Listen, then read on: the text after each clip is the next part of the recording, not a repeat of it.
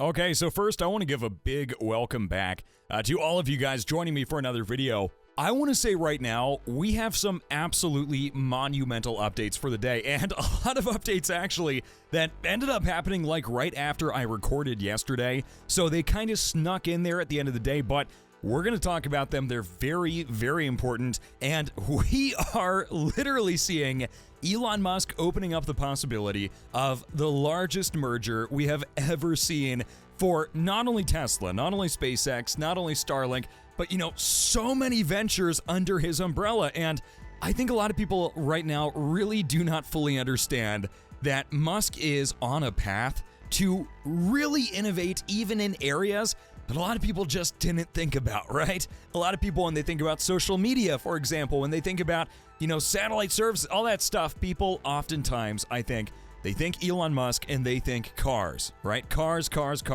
And we've got to look so far beyond that. So anyway, the merger to best all mergers. I'm talking car companies, I'm talking social media, I'm talking everything under the sun could be well on the way. But let's start out here by first of all talking about the Volkswagen Scout. Now, if you guys haven't heard about this, I'm sure a lot of you have. I want to talk first of all about the Volkswagen Scout electric pickup truck and SUV. Now, this is something we've heard a decent amount about in the past couple of days, but we are now hearing that VW is apparently planning on making this, quote-unquote, a true off-roader. Now, I'm going to be totally honest with you guys. I do not think that this is going to be a true off-roader in the sense that I think, okay? When I think true off-roader, I think, for example, Toyota Land Cruiser, right? Sort of that off-roading behemoth, that absolute titan. The G-Wagon, back in the day. Range Rover, same thing, back in the day. These brands, and we could even say the same thing about Jeep, right? They have largely become these sort of more pavement-oriented vehicles. Now, there's a reason for that, right? Crossovers are super, super popular. And, what some people call SUVs nowadays, I tend to call crossovers. I think that some people are a little too generous with the SUV label, right? I know some people call them suburban utility vehicles, and there's a reason for that as well. But when it comes down to these sort of iconic brands becoming, not really off-road oriented, but more so on pavement oriented, sort of like lifted, hatchbacks is what I would call a lot of crossovers.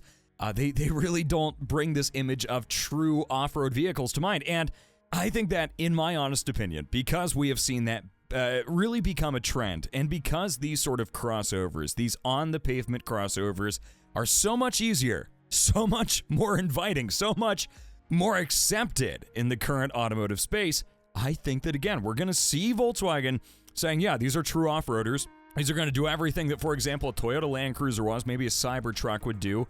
But will we really see that sort of off-road representation, or will we see it be more of a suburban vehicle, suburban crossover, right? And again, nothing against that. They're popular for a reason, with more off-road styling, right? And that's why I think that really, I love Tesla's approach with the Model Y, okay? The Model Y is a vehicle where Tesla basically marketed it as, it's been a long day already, sort of like a more robust, larger version of like the Model 3. It's a hatchback, or it has a hatch on the back. It's a crossover, but you guys know what I'm saying. It is not a vehicle that claims to be super off-road aggressive. Can you go off-road with it? Yeah, to a certain extent. Again, I've seen some rally modifications for the Model Y, which are awesome, by the way. I just want to stress that right now. You can help any vehicle become a lot more off-road worthy with a couple of upgrades, mods. There are some things you can do to make it a lot more conducive to that. But insofar as VW making this an off-roader from the factory, I do have my doubts. And again, I want to say, yeah, well, again, it's going to be a great chance for Volkswagen to showcase this technology. This is an electric truck, an electric crossover, or SUV, whatever you want to call it. I think that at the same time, there's not necessarily going to be something that is super, super aggressive. So anyway, guys, with that said, it's my opinion. I think that, again, some people would definitely disagree with that, but let's go ahead and talk about something that I actually saw pretty recently, and I'm seeing it covered today as well. There's the first loud car of the day. We've got to have one. The GMC Hummer EV was being tested by the Fast Lane truck, okay? The Fast Lane truck was driving the new Hummer EV, and Roman was actually driving this. The truck apparently broke down while it was being tested. Now, apparently a message was displayed that the steering rack had malfunctioned, that the vehicle should be immediately taken to a dealer. Roman basically, restarted the vehicle, kind of hoping that it wouldn't be a problem, and it still was having issues. Now, it seems like this is a software issue, okay? And I will say again, busy road, not a great situation overall. The Fast Lane truck, I've been watching their stuff for a long time. I would say the Fast Lane truck, they actually do really good testing. They did some great videos. I think it was the Fast Lane car, but they really took a close look at the Model Y as well. I remember they did a comparison with the Model Y, and let's see if I can look it up. It's been a while. And the Mustang Mach-E. It was the Mach-E that they did a comparison on, the Fast Lane car. And again, I really think that they're pretty fair with electric vehicles, right? There are some people that just immediately start bashing EVs. And, again, Fast Lane car, I really don't feel like that. So, do I think that this is them just saying, oh, no, we don't like, no, I think that honestly, they're being really honest here. And Fast Lane truck, I want to say right now, really good source of info, really, really reliable. They make great videos, very detailed. And, I've watched their videos on a number of occasions. It's not what you want to see, okay? And here's the thing also, and this is what especially jumped out to me when I heard about this. The GMC Hummer EV is really, really expensive. It is super expensive.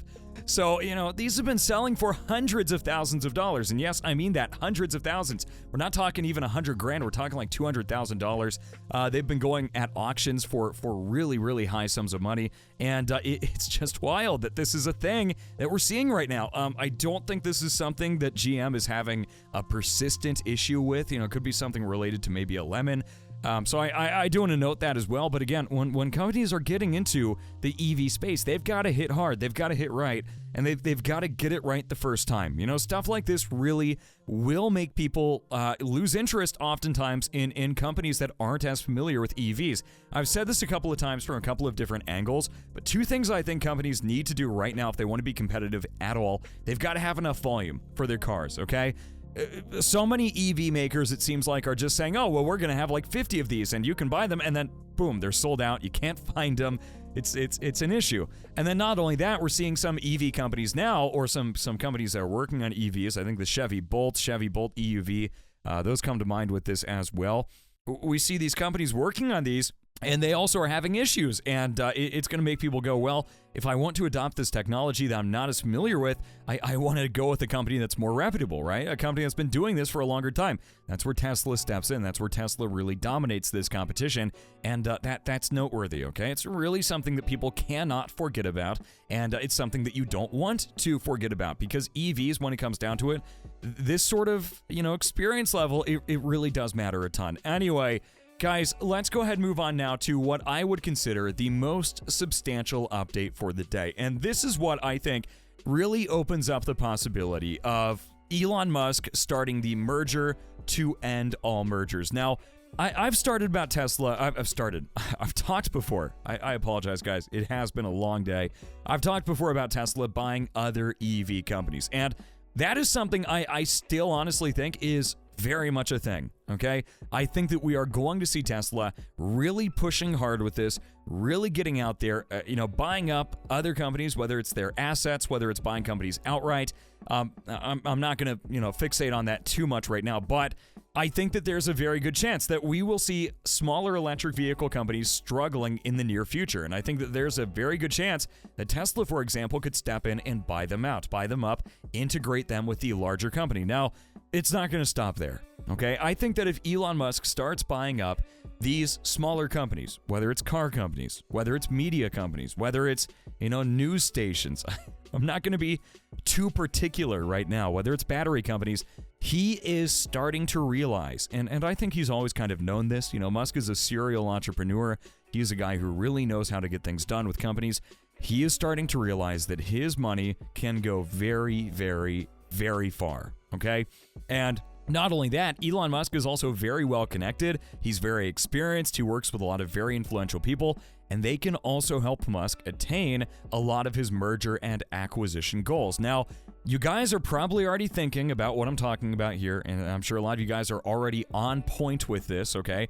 We are talking about the Twitter acquisition, and I'm sure a lot of you guys are not going to be surprised by that at all. Maybe you are if you missed out on this yesterday, but the Twitter acquisition is now going to go through, and Musk has agreed to buy the company. Now, there's been a lot of talk about Twitter, okay? There's been a lot of talk about bots, about, spam accounts, about things that Musk was not thrilled with, to say the least, and that's an understatement, when he first started really moving toward buying the company. And I think that Musk really has so much potential to transform Twitter as a company, right?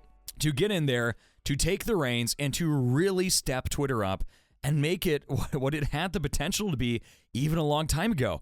I think that he really will be a strong leader for Twitter, and I think that that's a great step in the right direction. Musk very much uses the platform. He uses it all the time. He's a big fan of it, generally speaking. I think that he does take issue with some things that have happened, with Twitter, on Twitter, etc., but he's still a supporter of the platform, and he's going to make it better than I think we've ever seen before. So I did want to note that right now, just sort of right off the bat. I think that Musk really is in a good position here, and he will be buying the company for about $44 billion. Okay? Here's the thing. It's not going to stop here. Here is the thing. We also heard about this according to Teslarati, and a message says here apparently the CEO sent a letter to people at Twitter. Gentlemen, on behalf of X Holdings, X Holdings 2, and Elon R. Musk, we write to notify you that the Musk parties intend to proceed to closing the transaction. So yeah, I mean that's pretty it's pretty interesting right there, right? And I think that alone is really, really noteworthy. But here's the thing. It might be expensive. It might take a little bit of Musk's attention for a little while. Do I think he's going to be distracted by Twitter forever? No, I absolutely do not.